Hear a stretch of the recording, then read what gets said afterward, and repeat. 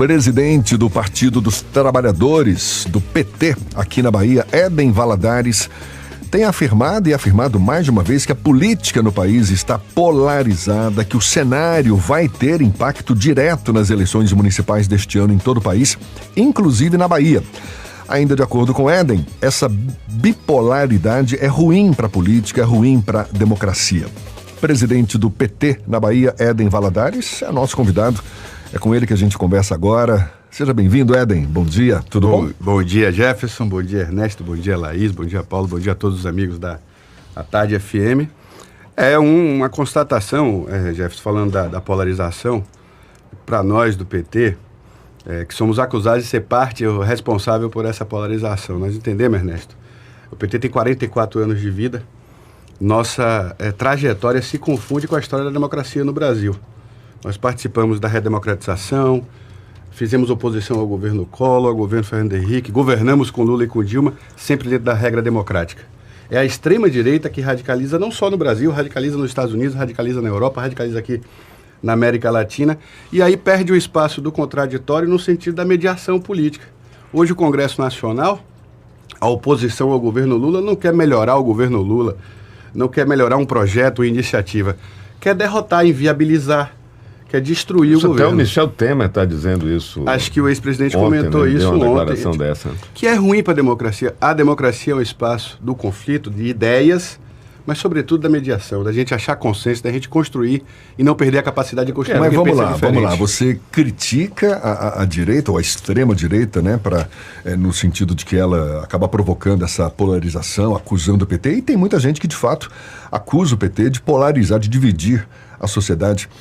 A pergunta é essa: o que, na sua avaliação, o PT deve fazer? Quais iniciativas o partido pretende adotar para reduzir essa polarização, para promover um ambiente político mais inclusivo e plural? Porque, na verdade, há quem diga que, inclusive, nem é polarização, né? Porque a gente tem várias... Como é polarização, Jefferson, entre democracia e fascismo? Não, pois é, mas vamos lá. Não há uma ambivalência entre o fascismo e a democracia. Eu perguntar sobre isso também, emendando aqui a pergunta de Jefferson. Quando a gente fala em polarização, você fala do confronto de extremos. Mas a extrema-direita, a extrema-esquerda não está nesse jogo, inclusive. Não. O que a gente pode chamar aqui de extrema-esquerda aqui no Brasil não está nesse jogo, né? Não.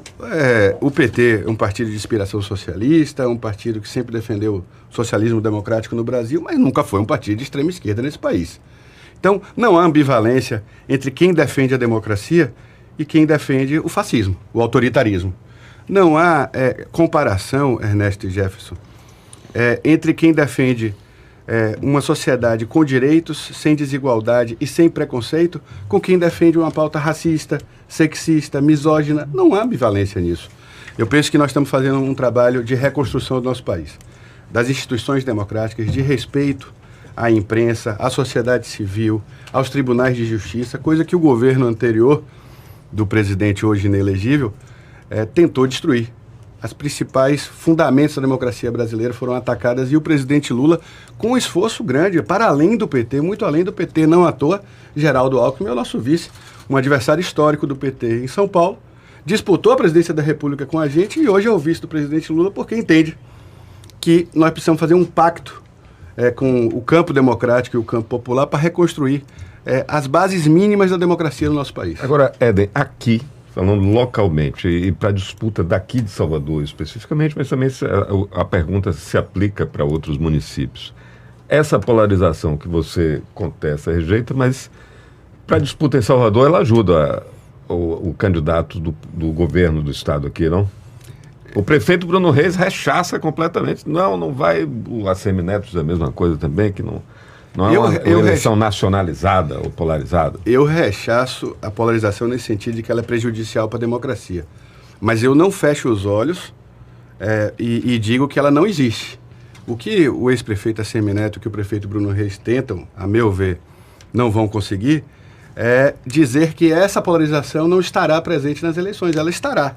Se ela será definidora, definitiva para as eleições municipais, acho que não.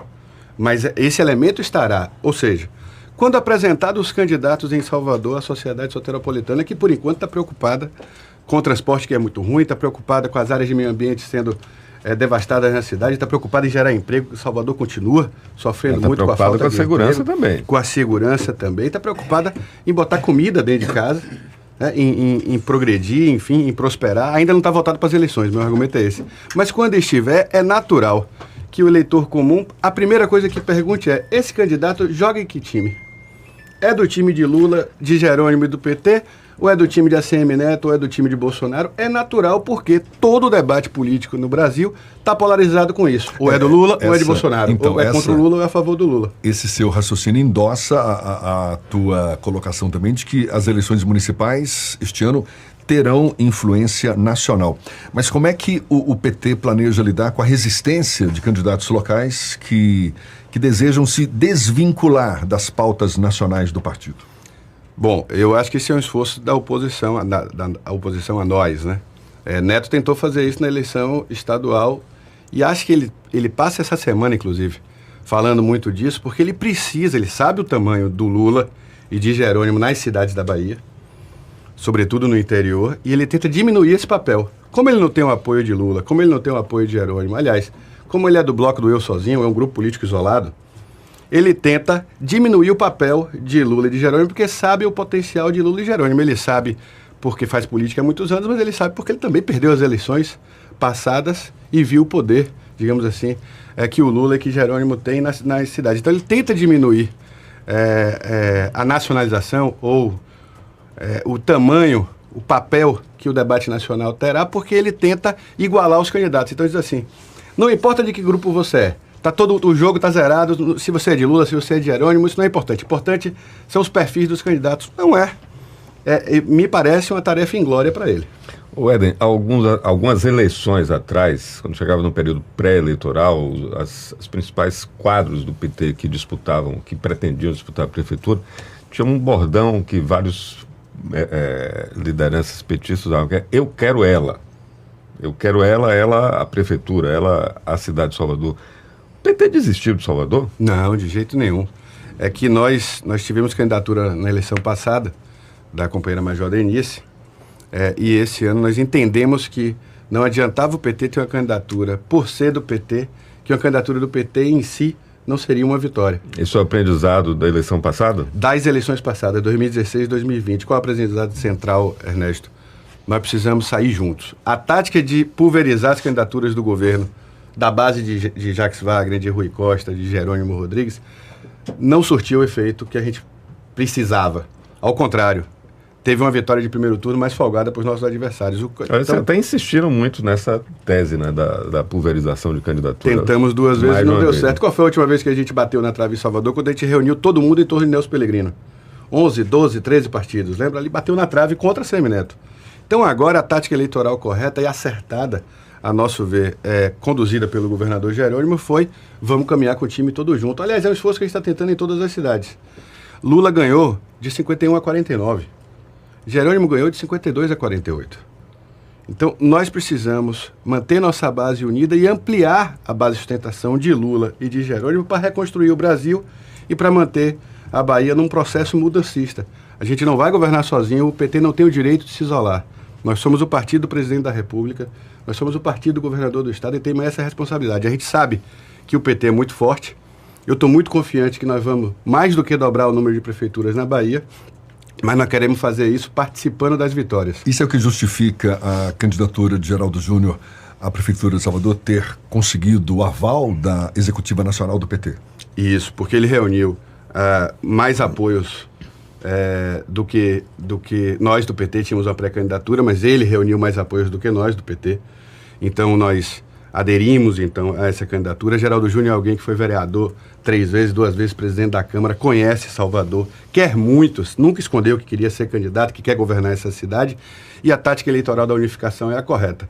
Se tivesse alguém do PT melhor posicionado, eu estaria aqui defendendo alguém do PT. Como eu defendo Zé Neto em Feira de Santana, Caetano em Camaçari, Valdenor em Conquista. Mas parte do PT ainda torce o nariz para essa candidatura? Isso é residual. É a mesma coisa assim, a esquerda não vai votar em Ângelo Coronel naquela eleição em 2018, que era Jacques Wagner candidato ao Senado e Coronel na outra. Coronel teve quase a mesma quantidade de votos do que Wagner, nós temos uma aliança que, Ernesto, tem isso, a gente vai escrever com Otto. A gente vai escrever sobre isso. Essa aliança, PT e PSD, Jacques Wagner e Otto Alencar, cria um período de hegemonia política eleitoral na Bahia que será a pauta dos livros de história, ou pelo menos da sociologia política na Bahia. Nós vamos para 20, talvez 24 anos de um período de uma nova cultura política, com estabilidade e com grandes vitórias eleitorais. Coisas do alquimista Jacques Wagner, né? Isso, do bruxo. Eu gosto de chamar ele de timoneiro, de bruxo, de mago. Ele puxa minha orelha, ele não gosta, então eu chamo ele pelo nome, que é o maior político da história da Bahia nesse século. Você está prevendo que o PT pode mais que dobrar o número de prefeituras. O PT já chegou a fazer 93 prefeituras na eleição de 2008, né?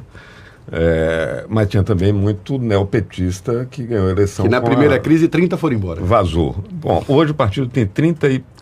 Elegemos 32, filiamos 16 ou 17, estamos com 48, 49 prefeitos. Então você está imaginando que vai fazer mais de 100. Eu estou imaginando que a gente vai eleger mais de 60. Mais de 60. Mas hoje nós vamos ter reunião do Grupo de Trabalho Eleitoral. A gente ainda não tem uma meta cabalística, eu vou chamar assim. Como é que essa matemática fecha? Porque, veja só, aliados, né? Você está falando do PSD, o aliado com essa importância que você definiu. O PSD também já tem muita prefeitura. Mais de 100. Mais de 100. E acha que vai crescer um pouquinho, né? Eu não vou botar nessa conta o PP, que é essa coisa ainda indefinida. Não é da base. Entre lá e cá não é da base. Mas, de uma forma geral, é natural que na fase de pré-campanha todo mundo faça as suas projeções. Mas a gente precisaria ter um dobro ou triplo de municípios para todas essas previsões se confirmarem, né? No caso aí das candidaturas petistas, o que é que te leva a fazer essa previsão de que o resultado eleitoral vai ser assim tão favorável ao partido? Primeiro que nós esperamos crescer não vencendo de aliados. Nós esperamos vencer e ter mais prefeituras, conquistar mais municípios, ganhando da nossa oposição.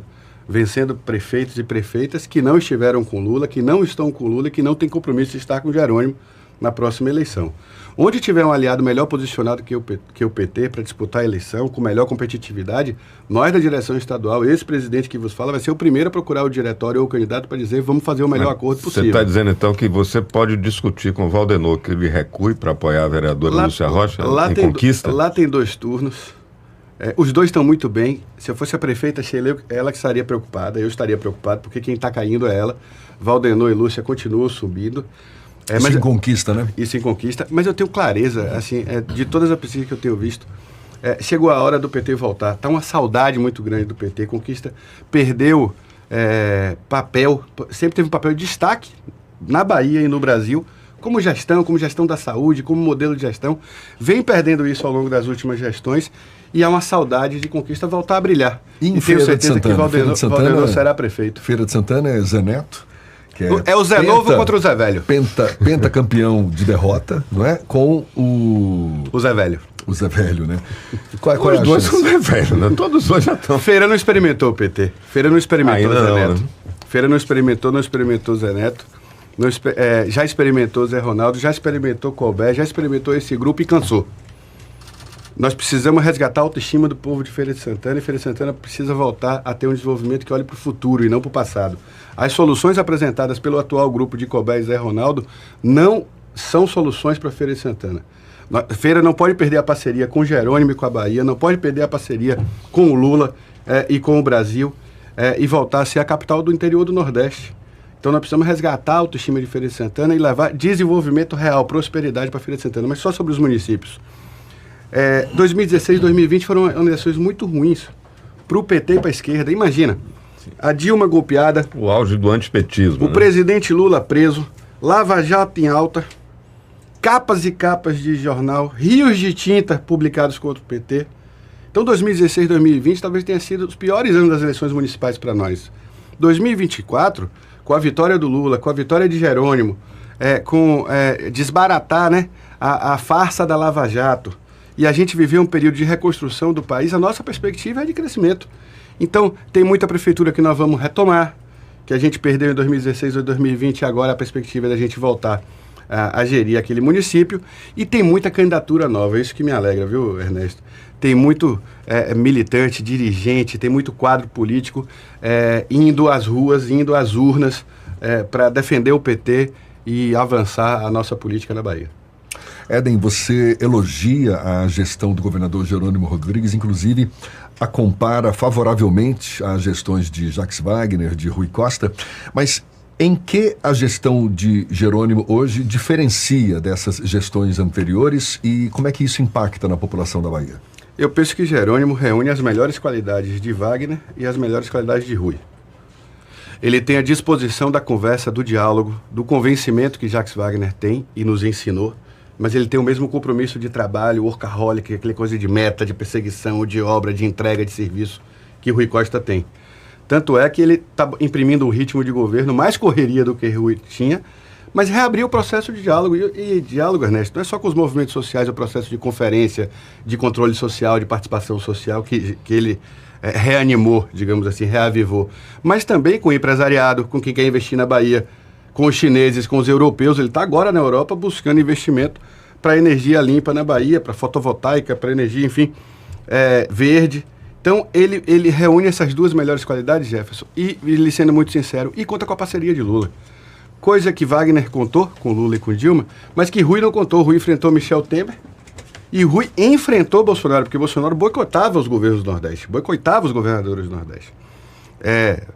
Rui criou 20 policlínicas e o ex-presidente Bolsonaro não habilitou uma sequer no SUS. E a gente bancava tudo sozinho. Então, por ter esse ambiente de ter a parceria com Lula, de ter um governo arrumado como ele recebeu, com dinheiro em caixa como ele recebeu, que o governador Rui Costa deixou para ele, e por ter essa característica pessoal... Tem uma capacidade de endividamento que está irritando a oposição, né? A Semineto e Bruno Reda deram ultimatos. O deputado que apoiar, votar a favor de alguma autorização de empréstimo, não recebe dinheiro do fundo eleitoral, né? Aí tem outra diferença grande entre nós e eles, né? Lá é grupo político de chefe. A Semineto acha que pode dar um tapa na mesa e dizer aos deputados que tem que votar com a opinião dele, ou seja, não importa se é bom para a Bahia, não importa se fará o bem para a Bahia, tem que fazer oposição a Jerônimo e acabou porque ele está mandando. Aqui, Ernesto, de novo, tem uma diferença muito grande de cultura política. No nosso grupo não tem chefe, Jefferson, nós debatemos tudo. Neto, nesse sentido, é o velho e Jerônimo é o novo. Você acusa a Semineto de praticar uma política autoritária dentro eu li na imprensa. Do partido dele, mas... Eu não acuso a Semineto de nada, eu constato. Mas e para quem pensa que o PT age da mesma forma, Éden, como é que você assegura que o próprio estilo de liderança do PT, liderança interna, de gestão, seja de fato democrático, transparente, evitando práticas autoritárias? Aí nesse caso, a prática e a nossa história é a testemunha. Nós inauguramos um outro período na Bahia. Qual era o período anterior? Esse que a Semineto quer reviver.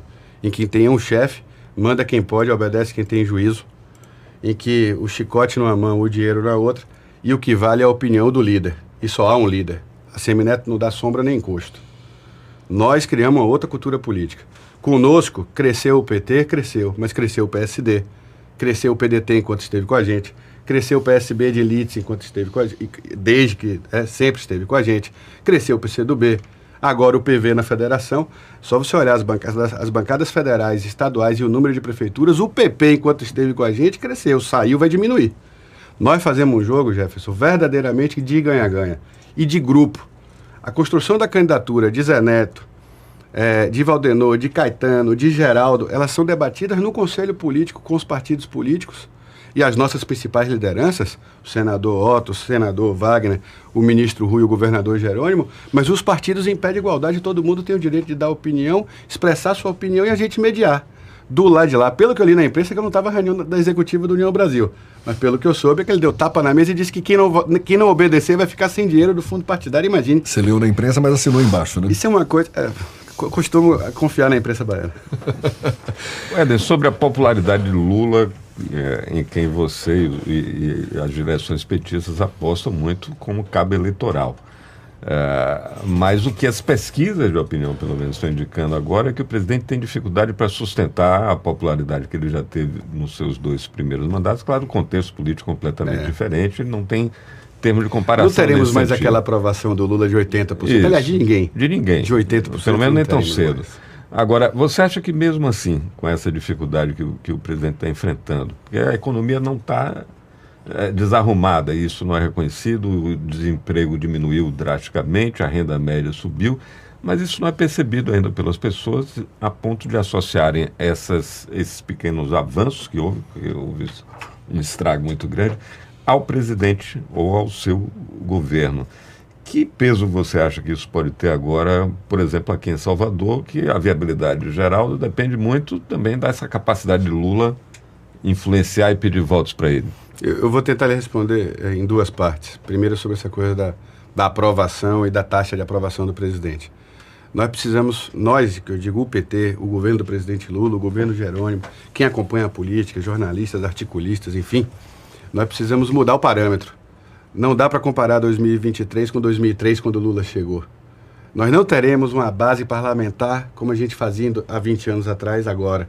Mudou o jeito de fazer oposição porque mudou a oposição. Não é mais a oposição do PSDB, da direita. É uma oposição radicalizada da extrema-direita, que não quer debater, Ernesto, insisto, no mérito nada, quer inviabilizar. Isso é uma coisa.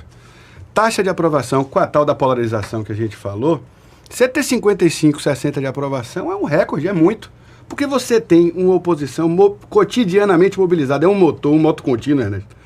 35, 40, 50% da população ali motivada a ali fazer oposição em qualquer tema. Então, parece que a eleição não acaba. Abre as urnas, confere os votos e no outro dia a gente está de novo em disputa eterna. Acho que até um cansaço da sociedade com isso. Por isso, tanta gente não foi votar. Por isso, 30, 40 milhões de pessoas não foram votar, porque cansa. Cansa dessa disputa eterna. Então, isso é uma coisa. A segunda, então, precisa baixar o sarrafo sobre qual é a aprovação que o Lula vai ter. A segunda coisa é a seguinte, eu acho que tem tempo de plantar e tem tempo de colher.